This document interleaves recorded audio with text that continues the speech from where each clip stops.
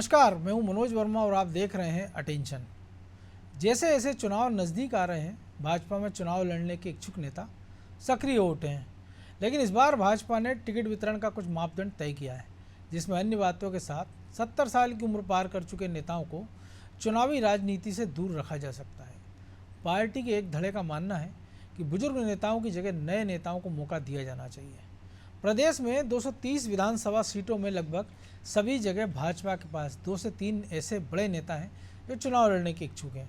इनमें से कुछ नेताओं की दावेदारी उनकी उम्र के कारण कमज़ोर पड़ती दिखाई दे रही है। इसे देखते हुए उज्जैन उत्तर से विधायक पारस जैन ने कहा कि जिताऊ नेताओं को टिकट देना चाहिए, भले ही उम्र उनकी कितनी भी हो। पारस जैन 73 साल के पार हो चुके हैं और इस उम्र में भी विधायक का टिकट क्यों मांग रहे हैं, और क्या इस चुनाव में भाजपा विशालवाल सिंह जैसे उम्रदराज नेताओं को विश्राम देने की तैयारी में है, ये भी जानेंगे। और इसके साथ ये भी देखेंगे कि कौन कौन से वो बुजुर्ग नेता हैं जो चुनाव की दौड़ में हैं और युवा नेताओं से होड़ कर रहे हैं और पार्टी के सामने किस प्रकार का धर्म संकट खड़ा कर रहे हैं, ये जाने इसके पहले देखिए।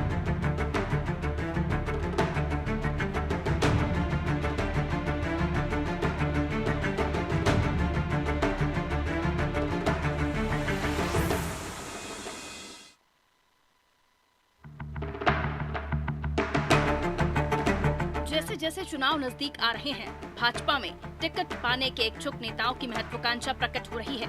जिन सीटों पर ज्योतिरादित्य समर्थक दावेदार हैं, वहां पर भाजपा के पुराने नेता टिकट मांग रहे हैं। और अब उज्जैन के विधायक पारस जैन ने उम्र दराज नेताओं की पैरवी करके सबको चौंका दिया है। पारस जैन का कहना है कि पार्टी में 70 पार वाले नेताओं को टिकट न देने का कोई फॉर्मूला नहीं है, बल्कि जो फिट हैं और जिताऊ कैंडिडेट हैं उसे टिकट देना चाहिए। पारस जैन खुद भी 73 साल के हो चुके हैं और 6 बार चुनाव जीतने के बाद भी चुनावी मैदान में उतरने की तैयारी में हैं।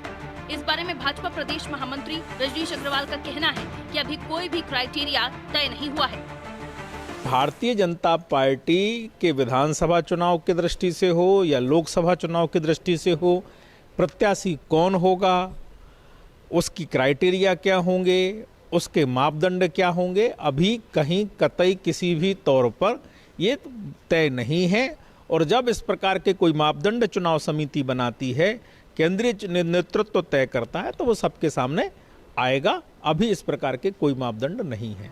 भाजपा की उम्र के क्राइटेरिया पर कटाक्ष करते हुए मध्य प्रदेश कांग्रेस मीडिया विभाग के उपाध्यक्ष भूपेंद्र गुप्ता ने कहा है कि भाजपा एक तरफ तो उम्र तय करती है, दूसरी तरफ दूसरी पार्टियों के उम्रदराज नेताओं को पार्टी में लाकर मौका देती है। देखिए, भारतीय जनता पार्टी तो ये झूठ की पार्टी है। झूठे सिद्धांत, झूठी व्याख्या, झूठे जो है फैसले। बात करेंगे कि 70 के ऊपर टिकट काट देंगे और उसके बाद जो है दूसरी पार्टियों से चुरा के लाए जो नेता हैं वो 70 से ऊपर के हैं। तो भारतीय जनता पार्टी के झूठे जो ये नौटंकी और जुमलों पर कोई प्रतिक्रिया देना तब तक संभव नहीं जब तक सिद्धांत रूप में लागू नहीं होती। और पारस जैन जैसे लोगों की चिंता जायज है, क्योंकि जो है सौतेले बच्चे मजे कर रहे हैं जो दूसरी पार्टियों से चुराए गए हैं। वो पारस जैन जैसे पहलवान जो है अखाड़े से बाहर हैं। कांग्रेस के लिए उम्रदराज नेताओं का होना कोई बड़ा मुद्दा नहीं है। कांग्रेस में कमलनाथ से लेकर जेपी अग्रवाल तक उम्रदराज नेताओं की बड़ी लंबी सूची है, लेकिन भाजपा में हमेशा से ही ज्यादा उम्र के नेताओं का विरोध किया जाता रहा है। भाजपा की नीति निर्माताओं का मानना है कि एक उम्र के बाद चुनावी राजनीति में सक्रिय नहीं रहना चाहिए। क्या इस क्राइटेरिया का पालन आगामी विधानसभा चुनाव में भाजपा करेगी? ब्यूरो रिपोर्ट, अनादि टीवी।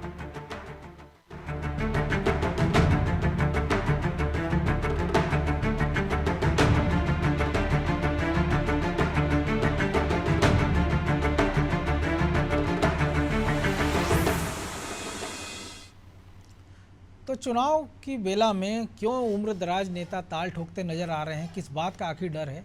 और जबकि बीजेपी कह रही है कि कोई क्राइटेरिया तय नहीं है, लेकिन क्राइटेरिया कैसे तय होता है ये हमने पिछले बार भी देखा था कि जिस प्रकार सरताज सिंह और गौर साहब को मंत्रिमंडल से उम्र के क्राइटेरिया के आधार पर बाहर किया गया था। लोकसभा अध्यक्ष रही सुमित्रा महाजन को टिकट नहीं दिया गया था। ऐसे तमाम मुद्दे हैं। हालांकि फिलहाल इस मुद्दे पर चर्चा करने के लिए हमारे साथ जुड़ गए हैं वरिष्ठ पत्रकार चैतन्य भट्ट और हमारे सहयोगी ब्रजेश चौक से। बहुत स्वागत है चैतन्य जी आपका अनादि टीवी में। नमस्कार। तो चैतन्य जी, अभी तो टिकट का क्राइटेरिया तय नहीं है, लेकिन पहले हमने देखा कि जिस प्रकार से बात निकल कर आई है कि पारस जैन ने शुरुआत की, या इसके पहले हम अगर देखें तो कई सारे ऐसे नेता हैं जो उसको लेके सवाल उठा चुके हैं, चाहे वो गौरीशंकर बिसेन हो, जो पहले कहते रहे कि मैं अपनी बेटी की मौसम के लिए टिकट चाहिए उनको, फिर अब वो कह रहे हैं कि पार्टी आएगी तो मैं छिंदवाड़ा से चुनाव लड़ने को तैयार हूँ। उसके पहले हमने देखा है कि जयंत मलैया ने जिस प्रकार के तेवर दिखाए थे और पार्टी को उनके घर जाना पड़ा था, और कैलाश विजयवर्गीय जैसे महासचिव ने माफ़ी मांगी थी। और अब पारस जैन जो कि कह रहे हैं कि उम्र दराज भले हो गए हों लेकिन जिताऊ चेहरों को टिकट मिलना चाहिए। तो क्या ये वो चेहरे हैं जो अपने दम पर पार्टी को टिकट दिला रहे हैं? क्या पार्टी का कोई इनके इलाकों में अस्तित्व नहीं है, या क्यों इनको 70 पार की उम्र में भी चुनावी मैदान में डटे रहना है? देखिए मनोज जी, सत्ता की जो मलाई होती है ना जी, वो बहुत मीठी होती है। एक बार जब आदमी सत्ता में पहुंच जाता है, चुनाव जीत जाता है, विधायक बन जाता है, मंत्री बन जाता है, तो उसको जो अपना आभा मंडल है वो जब चमकता हुआ दिखता है, और जब वो बाहर होता है उस राजनीति से या टिकट नहीं मिलती है, साधारण कार्यकर्ता बन जाता है, तब उसको सबसे ज्यादा कष्ट होता है। जाहिर सी बात है कि जो भी नेता है वो यही चाहते हैं कि वो आजीवन चुनाव की टिकट पाते रहें। आप देखिए कि बाबूलाल गौर 45 वर्ष तक विधायक रहे। बिल्कुल। अब उनके सामने जो बच्चा पैदा हुआ होगा वो 45 साल तक कुछ नहीं बन पाया, और उसके बाद जब वो हटे तो उन्होंने अपनी बहू को आगे कर दिया। तो सवाल इस बात का है कि अगर पहली पीढ़ी किनारे नहीं होगी तो नई आने वाली पीढ़ी को मौका कैसे मिलेगा? बिल्कुल ठीक है, वो बड़े लोकप्रिय हो सकते हैं, चुनाव जीते हैं उन्होंने, लेकिन सवाल ये भी उठता है कि आप किसी नए पहलवान को जब अखाड़े में उतरने ही नहीं दोगे तो वो कैसे अपने दांव पेंच दिखाएगा? मेरा तो ये मानना है कि किसी भी व्यक्ति को 2 बार से ज्यादा टिकट नहीं देना चाहिए किसी भी पार्टी में। हर पार्टी को ये तय करना चाहिए कि हमको किसी भी व्यक्ति को 2 बार टिकट देना है और उसके बाद उसको संगठन के काम में लगाना है। लेकिन जो लोग तय कर रहे हैं वो 2-2, 4-4 बार के विधायक, सांसद, मंत्री हो चुके होते हैं, तो वो क्यों क्राइटेरिया बनाएंगे? 5-5, 6-6 बार के आप विधायक हैं, 2-2, 3-3 बार के मंत्री हैं, उम्र के आप बिल्कुल उम्र दराज हो चुके हैं, 70 के आसपास आपकी उम्र है, उसके बाद भी अगर आप टिकट चाह रहे हैं तो फिर जो आगे आने वाले युवा हैं जो बरसों से दरी फट्टा उठा रहे हैं, पार्टी की जय जयकार कर रहे हैं, पार्टी के लिए तमाम तरह के प्रयास कर रहे हैं, उनको जिताने की जिम्मेदारी भी उन्हीं कार्यकर्ताओं की है। जो बूढ़े नेता जीत रहे हैं उनकी जीत के पीछे उन्हीं युवाओं का हाथ है। लेकिन अगर उनको मौका नहीं मिलेगा तो फिर ऐसे में राजनीति कैसे चल पाएगी? भारतीय जनता पार्टी के बीच बीच में ये सवाल जरूर उठाया था और ये कुछ तय भी हुआ था कि 70 साल से ऊपर के लोगों को अब टिकट नहीं दी जाएगी। लेकिन अब पारस जैन जो खुद 73 साल के हैं वो ताल ठोक रहे हैं कि नहीं, इसमें क्राइटेरिया ऐसा कुछ होना नहीं चाहिए, अगर पार्टी का कोई कैंडिडेट जिताऊ है तो उसको टिकट मिलना चाहिए। भाई ठीक है, आप जिताऊ हो, लेकिन दूसरा भी तो जिताऊ हो सकता है कि वो आपसे ज्यादा मतों से जीत के आ जाए, लेकिन जब आप उसको मौका नहीं दोगे तो फिर कैसे काम चलेगा? कांग्रेस में तो अभी आप देखिए कि सब बड़े बड़े उम्र के नेता हैं वहां, लेकिन ऐसा कोई क्राइटेरिया तय नहीं हुआ था। भारतीय जनता पार्टी में जरूर इस तरह का कोई क्राइटेरिया तय हुआ, तो मतलब बात हुई वो करेंगे तो फिर उनके तो प्रदेश प्रभारी को घर बैठना पड़ेगा, जो प्रदेश अध्यक्ष है उनको घर बैठना पड़ेगा। नहीं, उन्होंने तो ऐसा कुछ तय ही नहीं किया। बिल्कुल नहीं, अगर वो कर देते हैं तो उनके सामने तो नया संकट। देखिए, गोविंद सिंह खुद बहुत उम्र दराज हो चुके, उनको नेता प्रतिपक्ष बना दिया गया है। कमलनाथ खुद 70 के ऊपर के आसपास हैं, उनको प्रदेश अध्यक्ष की बागडोर सौंपी गई है और भावी मुख्यमंत्री उनको बताया जा रहा है, पोस्टर बैनर लगे हुए पूरे। जेपी अग्रवाल जो प्रदेश प्रभारी हैं वो खुद 70 पार के हैं, वो खुद बहुत उम्र दराज हो चुके हैं। और चंद्र प्रभात शेखर को भी हटाया गया जो 80 पार के थे। कांग्रेस में अभी ऐसा कोई क्राइटेरिया तय नहीं किया गया, क्योंकि कांग्रेस को अपने बड़े बूढ़े नेताओं, 84 साल के राष्ट्रीय अध्यक्ष बने हुए हैं मल्लिकार्जुन खड़गे, तो वहां ऐसी कोई स्थिति नहीं है। लेकिन भारतीय जनता पार्टी में जरूर बीच बीच में इस तरह की आवाज उठती रही है। और दूसरी बात यह है कि जब आप बाहर से लोगों को लाओगे तो आपका जो असली कार्यकर्ता है, जो बरसों से पार्टी की सेवा कर रहा है, उसके मन में कहीं ना कहीं विद्रोह की भावना पैदा होती है ना। आप अगर अपने असली बच्चे की जगह अगर किसी गोद लिए हुए बच्चे को ज्यादा मोहब्बत, ज्यादा प्यार करेंगे तो आपका बच्चा तो विद्रोही होगा। लेकिन वो यही रहा है। तो ब्रजेश जी, हम देख रहे हैं दोनों तरह के उदाहरण बीजेपी में कि नागेंद्र सिंह नागौद हो, नागेंद्र सिंह गुड़ हो, ऐसे नेता हैं जो कह देते हैं कि उम्र के क्राइटेरिया के कारण वो चुनाव नहीं लड़ना चाहते हैं। हम देख रहे हैं कई सारे ऐसे नेता हैं जिनका हमने जिक्र किया है, चाहे वो गौरीशंकर बिसेन हो या तमाम, या हम बात कर लें अगर मौजूदा मंत्रिमंडल के सदस्य भी कई सारे ऐसे हैं तो उनके साथ भी ये दिक्कत है। चाहे वो गोपाल भार्गव की बात कर लें कि वो चाहते हैं कि अगर मिले तो उनको टिकट मिल जाए और ना मिले तो बेटे को टिकट मिल जाए। हमने देखा कैलाश विजयवर्गीय, तो वो पुत्रवाद के, वंशवाद के चक्कर में उनका टिकट कटा तो बेटे मैदान में आ गए हैं। तो ऐसे तमाम सारे उदाहरण है कि गौरीशंकर सेजवार की कीमत में उदित सेजवार, तो या तो पारस जैन भी कोई एक नाम आगे कर दे, लेकिन उनके परिवार के आदमी क्यों? जो चुनाव की राजनीति में अगर है, अगर क्राइटेरिया बनता है तो फिर सब पे लागू हो। फिर ये क्यों कि नेता का बेटा अगर मैं रिटायर हो रहा हूँ तो अनुकंपा नियुक्ति तो है नहीं कि आपके बाद आपके बेटे को या परिवार के किसी सदस्य को गद्दी मिल जाए। निश्चित तौर पर ऐसा होना भी नहीं चाहिए। जो भट्टे साहब ने भी कहा है कि यदि गौर साहब का उदाहरण दिया, इसके बाद कृष्णा गौर का उदाहरण दिया है, बाकी कार्यकर्ता क्या करेगा? जो क्या 45 साल कई सारे आप सुंदरलाल देखिए, पटवा हाँ, के बेटे, ओम प्रकाश सखलेचा की बात करें, और वीरेंद्र यदि हम चकलाचा उदित के बेटे, सेजवार की विश्वास बात सारंग करें तो हैं। अभी फिर ताल ठोक रहे हैं। वो भी सेजवार भी ताल ठोक रहे हैं, जयंत मलैया भी ताल ठोक रहे हैं, गौरीशंकर बिसेन भी ताल ठोक रहे हैं, कुसुम मेंदेले भी ताल ठोक रही हैं। तो इन तमाम बड़े नेताओं को यदि मौका मिल जाए, जो वो कह रहे थे ना भट्टे साहब कि सत्ता की मलाई का जो चस्का है, मुझे लगता है कि इनकी जनसेवा उद्देश्य नहीं है। जनसेवा तो ये पार्टी में रहकर भी कर सकते हैं, संगठन का काम करके, संगठन को मजबूत करके, मार्गदर्शक मंडल में जाकर कर सकते हैं। लेकिन मुझे लगता है कि बीजेपी में बुजुर्गों और युवाओं की लड़ाई कांग्रेस से ज़्यादा है, क्योंकि वहाँ कोई क्राइटेरिया नहीं है। कांग्रेस में तो जो जीत सकता है वो उम्मीदवार बनेगा, और वहाँ पे किसी कोई उम्र का क्राइटेरिया, ना वंशवाद का क्राइटेरिया, कोई भी मतलब फार्मूला नहीं है। फार्मूले बन रहे हैं बीजेपी में, इसलिए घमासान भी बीजेपी में हो रहा है। बीजेपी के फार्मूले भी हम जिस तरह से देख रहे हैं, रजनीश अग्रवाल कह रहे थे कि अभी कोई तय नहीं हुआ कि किसको टिकट देंगे, किसको नहीं देंगे, अभी कोई फार्मूला गाइडलाइन आई नहीं है। लेकिन निश्चित तौर पर गाइडलाइन वो बनाते रहे हैं और एक तरह से मैसेज देते रहे। चाहे मध्य प्रदेश बीजेपी की संगठन की हम बात करें तो सबसे युवा संगठन है, उन्होंने ही 45 का फार्मूला लाए थे कि युवाओं को आगे लाएंगे। उसका असर हमने देखा कांग्रेस पर भी होते दिखा, और उन्होंने अपनी जो कार्यकारिणी की बैठक थी राष्ट्रीय स्तर की, उसमें ये तय किया कि युवाओं को ज़्यादा से ज़्यादा मौका देंगे, 50% का आरक्षण की बात कही। बिल्कुल। तो एक दल यदि कोई अच्छी पहल करता है मनोज जी, लेकिन तो ना हमने उस देखा युवा को उसका अनुसरण छत्तीसगढ़ में करना मौका पड़ा। मिल रहा है, ना राजस्थान में, और मध्य प्रदेश में तो पार्टी से बाहर होना पड़ा उस युवा को। देखिए मनोज जी, वो दल ऐसा है कि जो कुछ चीज़ों से परहेज नहीं कर रहा था, लेकिन जिस तरह से हमने देखा बीजेपी ने गाइडलाइन बनाई, जिस तरह से बीजेपी उस पर हमलावर हुई, चाहे वंशवाद को लेकर, परिवारवाद को लेकर, तो उनको एक तरह से बचाव की मुद्रा में आना पड़ा।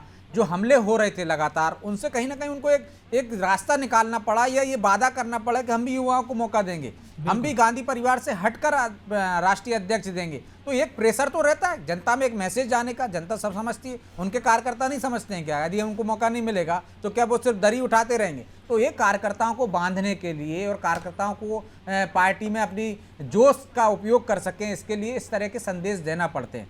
लेकिन परहेज हमने देखा है कि बीजेपी ने भी नहीं करा मनोज, कांग्रेस तो करती नहीं है, बिल्कुल। बीजेपी ने भी सिर्फ कुछ मैसेज देने की कोशिश की, लेकिन उसको लगता है कि कहीं पे उम्मीदवार नहीं है उसके पास, जीतने वाले उम्मीदवार की कमी है, तो उन्होंने बुजुर्गों से भी परहेज नहीं किया। शायद एक यही वजह रही है मनोज जी कि इस वजह से मुझे लगता है कि जो बुजुर्ग हैं, जो पहले चुपचाप जिनके पत्ते कट गए थे, वो भी अब ताल ठोक रहे हैं। उनको लगता है कि नहीं, पार्टी ने उनके साथ धोखा किया, कुछ जगह बुजुर्गों को या टिकट जिनको दे दिया। लगता है कि हमारा नंबर, हमारा टिकट कट सकता है, तो वो अपनी पोजीशनिंग कर रहे हैं। निश्चित भाई तौर ठीक है, पर। मैं नहीं तो कहीं आप मुझसे वादा कर लीजिए कि मैं, अगर आप टिकट नहीं देंगे तो सरकार बनी तो किसी निगम मंडल में भेज देंगे, या कहीं ना कहीं ऐसी जगह भेज देंगे कि जहाँ आप गाड़ी घोड़ा देखिए, और सुख सुविधा मिलती रहे। सत्ता से बाहर जाने की तड़प का सबसे बड़ा उदाहरण है उमा भारती।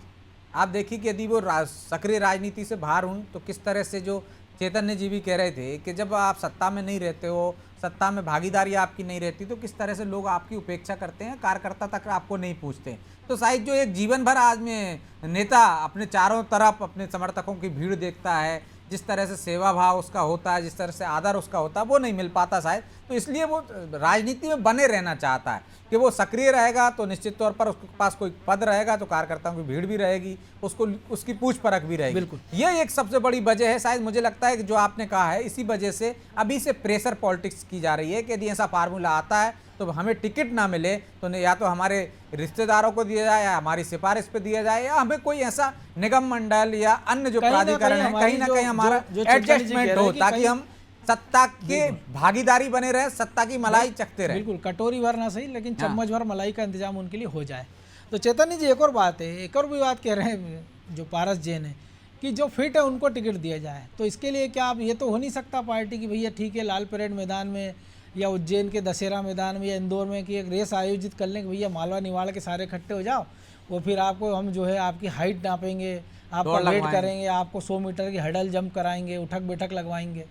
तो ये समझ में नहीं आता फिट होने का क्राइटेरिया कौन सा है, कि शारीरिक रूप से या जो पार्टी अपने सर्वे करा रही थी उसमें फिट होना ज़रूरी है, या जो परिभाषा वो नेता खुद अपने लिए देते हैं कि ठीक है मैं छिंदवाड़ा से लड़ लूँगा, बेटी को टिकट दे दो, बेटे को टिकट दे दो, मुझे टिकट दे दो। चेतन जी आवाज़ आ रही है आपको? तो ब्रजेश जी ये भी एक बड़ा समस्या होती है। मुझे लगता है कि इस तरह का क्राइटेरिया तो कोई हो नहीं सकता, या इस तरह का फार्मूला बनाया नहीं जा सकता। कोई ये आर्मी की भर्ती है नहीं है, फिट से आशय उनका ये रहा होगा। और उसमें राजनीतिक रूप से कई सारे युवा उस रेस को पूरी नहीं कर पाते हैं। बिल्कुल, हमने देखा है किस तरह से आज की तारीख में रेस में भी शामिल होते हैं या प्रतियोगिताओं में शामिल होते हैं, किस तरह से युवाओं को भी हार्ट अटैक आ जाता है। तो ये राजनीतिक हार्ट अटैक भी आ सकता है यहाँ पर। लेकिन ये उनका अभिप्राय होगा कि जो सक्रिय हैं राजनीति में, जिनकी संभावना है, जो घर नहीं बैठ गए हैं। एक व्यक्ति होता है कि जिसको टिकट नहीं मिला, सक्रिय राजनीति से दूर हो जाता है, वो उतना सक्रिय नहीं रहता। उनका कहना है कि राजनीतिक रूप से उसका पराभाव ना हुआ हो, उसके लोगों की पूछ परख हो, लोगों में उससे जुड़ाव हो और उसकी जीतने की संभावना हो, ऐसे। और जो सक्रिय हों, स्वस्थ हों, इस आधार पर वो चाह रहे होंगे कि ये क्राइटेरिया बने कि जो फिट हैं राजनीति में वो भी चल सकते हैं और उनकी उपयोगिता बनी हुई है तो उनको टिकट दिया जाए। लेकिन मुझे नहीं लगता है कि राजनीति में आखिरी तक भी 80 साल तक भी 90 साल तक भी कोई कहे कि मुझे रिटायरमेंट दे दी। कुछ लोग ही बिरले, जो आपने उदाहरण दिया नागेंद्र सिंह गुड़ का दिया, बहुत सारे लोग होते हैं। लेकिन मुझे लगता है उनके पीछे भी मनोज जी स्वास्थ्य कारण दूसरा होता है। पहला कारण ये होता है कि उनको अपनी जमीन खिसकती हुई दिखती है, उनको लगता है कहीं ना कहीं ऐसा ना हो। नानाजी देशमुख जैसे लोग हैं कि ठीक है एक उम्र के बाद उन्होंने राजनीति छोड़ते हैं और समाज सेवा के क्षेत्र में चले जाते हैं। तो चेतन जी राजनीति में कई सारे, हम जरूरी नहीं कि चुनावी राजनीति में आप चुनाव ही लड़ो, बहुत सारे काम है। अगर आपको लगता है कि भाई पार्टी ने मुझे कुछ उपयोग लेना चाहिए तो आप आगे बढ़कर कह दीजिए कि भैया मेरे से ये ठीक है, अगर आप टिकट नहीं दे रहे मुझे तो मुझे कुछ संगठन को मजबूत करने का दूसरा काम दे दीजिए। लेकिन शायद वो संभव लगता नहीं है, तो फिर इसका हल क्या है? नहीं, देखिए राजनीति में जो व्यक्ति आता है वो कोई समाज सेवा की दृष्टि से थोड़ी आता है। निश्चित तौर पर वो तो हाथी के दांत है, खाने के कुछ और है, दिखाने के कुछ और। करोड़ों रुपया जहाँ चुनाव में व्यक्ति खर्च कर रहा है तो वो कोई वो थोड़ी है, साधु संत थोड़ी है। वो पहले सबसे पहले अपना पैसा वसूल करता है। फिर दूसरी बात ये है कि जब आप सत्ता में आते हैं तो आपके चारों तरफ जो एक जय जयकार करने वाले लोग हैं, गाड़ी है, घोड़ा है, बंगला है, बड़े बड़े अधिकारी आपके सामने, आप पढ़े लिखे हो या ना हो, बड़े बड़े IAS IPS आपके सामने हाथ जोड़ के खड़े होते हैं, तो वो एक जो अंदर से अपने आप एक अहम भाव पैदा होता है, वो आपको वहीं बांध के रखना चाहता है। बिल्कुल। संगठन भी एक राजनीति का दूसरा रूप है, लेकिन संगठन वालों को कौन पूछता है? संगठन में आप सेवा करते रहिए। इसलिए आप देखिए कि जो भी संगठन में जाता है वो हमेशा इस कोशिश में रहता है कि संगठन से कूद के हम सत्ता में चले जाएं, सत्ता की भागीदारी करें। और उसके पीछे यही कारण है कि सत्ता का जो एक आकर्षण है वो किसी भी व्यक्ति के लिए बहुत महत्वपूर्ण होता है, विशेषकर जो राजनीति में आते हैं। क्योंकि मंत्री पद है या मुख्यमंत्री पद है या विधायक का पद है, ये कहीं ना कहीं बहुत ज्यादा आकर्षित करते हैं किसी भी कार्यकर्ता को। हर व्यक्ति की इच्छा होती है, जो कार्यकर्ता होता है, कि उसे पार्षद का टिकट मिले। फिर पार्षद की टिकट मिलती तो वो सोचता है मैं विधायक बन जाऊं, विधायक बनता है तो फिर सोचता है मैं मंत्री बन जाऊं, मंत्री की इच्छा रहती है कि उसे मुख्यमंत्री की कुर्सी मिल जाए। तो ये जो एक आकांक्षा रहती है व्यक्ति की, वो तो लगातार बढ़ती रहती है। देखिए इच्छाओं का तो कोई अंत है नहीं। आपको जो कुछ भी मिलता है वो अगर आप उसमें संतुष्ट हो जाएं तो फिर आगे बढ़ने की भी रास्ते खत्म हो जाते हैं।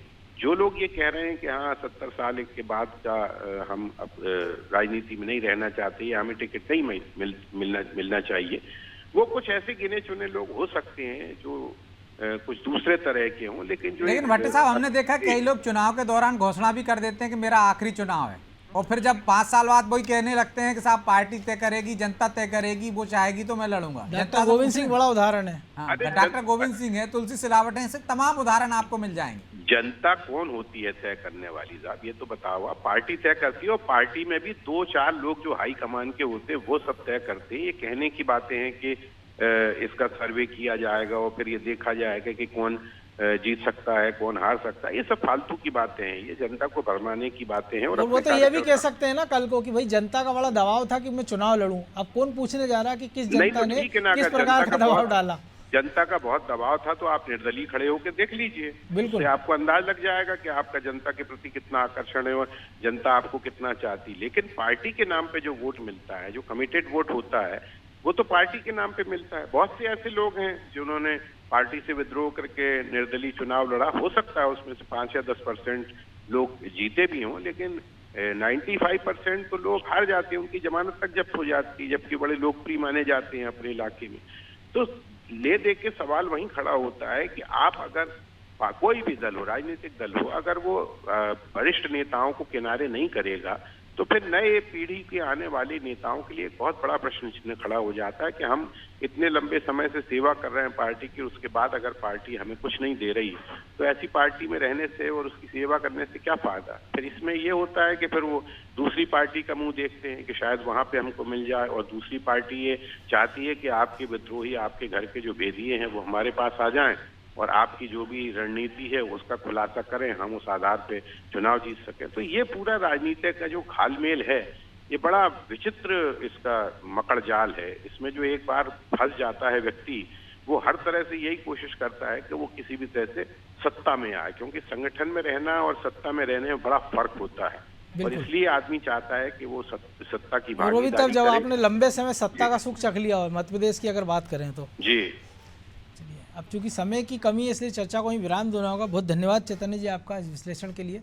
तो निश्चित तौर पर जो पुराने बुजुर्ग नेता है वो ताल ठोकते नजर आ रहे हैं। पारस जैन तो वैसे भी पहलवान माने जाते हैं और राजनीति के अखाड़े के साथ साथ वो मिट्टी के अखाड़े के भी पहलवान रहे हैं, लेकिन क्या उनका ये दाव इस बार सफल साबित होगा या उल्टा पड़ेगा, इस पर भी हमारी नज़र होगी। लेकिन तमाम सारे बुजुर्ग नेताओं को ये सोचना चाहिए कि जिन सीटों पर चुनाव लड़ते रहे हैं वो ऐसा नहीं है कि जब से सीट का गठन हुआ तब से वही चुनाव लड़ रहे हैं। उसके पहले तमाम सारे लोग उस चुनाव लड़ते रहे, वहाँ से जीत हासिल करते रहे, हारते भी रहे हैं।